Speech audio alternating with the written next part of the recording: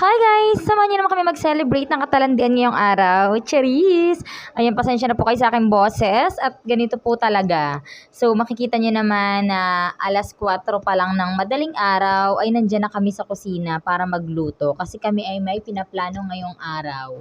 May maitim na balak. Charot lang. So ayan, madaling araw pa lang po yan. Makikita niyo po na ang aming kusina ay hindi kagaya ng ibang napapanood niyo sa mga vlog na aesthetic. Hindi po talaga aesthetic yung kusina namin. May itim yung mga kaldero, mausok, ayan, mga panggatong. Pero malinis naman po ang mga niluluto namin dyan at lalong masarap. At dahil anniversary ang sineselebrate, pansit, pampahaba ng relasyon, ang arte. And fast forward na, ngayon naman po ay pupunta tayo sa Lawa ng Taal dahil doon po tayo magkakape dahil maarte, dayo pa doon. Charot lang. Ayan, medyo madilim pa po at kasama natin ang batang maliit. Mamaya po, makikita nyo kung saan gagamitin ang bit-bit niyan. And this is it. Ayan na.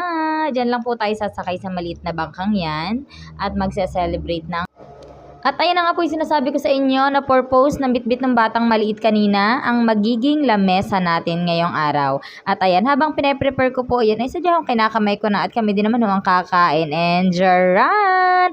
Yan na po, gano'n na po kami kasimple mag-celebrate. Video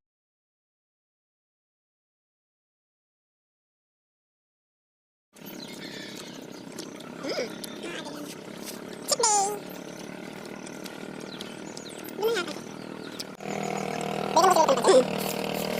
Bukas na po ulit magdadayat.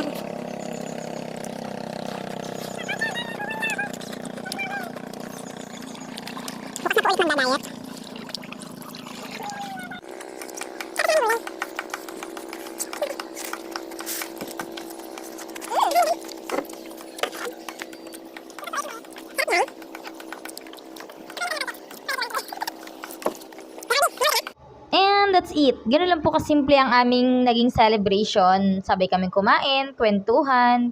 And alam niyo po yun, nakakatawa kasi naisama na po namin yung anak namin dahil paglaki po niya, maaalala niya yung mga banding na ganito, kahit ilang taon na siya, maaalala niya yung mga memories na ganito kasi kasama namin siya. Yun lang po. Bye!